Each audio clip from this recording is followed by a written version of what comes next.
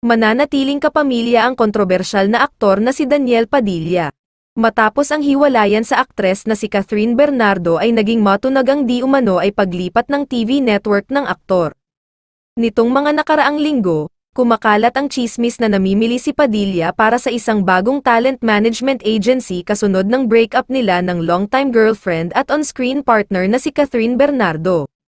Nang humingi ng paglilinaw, itinanggi ng Star Magic ang mga tsismis at nilinaw na mananatiling Star Magic talent si Daniel Padilla. Sinabi ng Star Magic na nakatakdang i-renew ni Daniel ang kanyang network contract sa ABS-CBN sa susunod na buwan.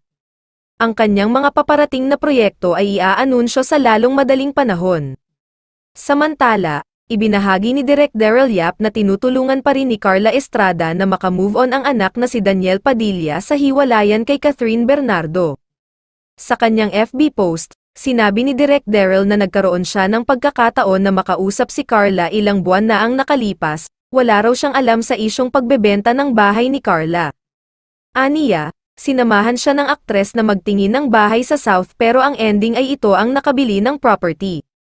Marami kaming napag-usapan, pero isa lang ang tono niya, kahit di niya sabihin ng direkta, gusto niyang tulungan si Daniel makahinga at makapag-move on, wika ni Direk Daryl.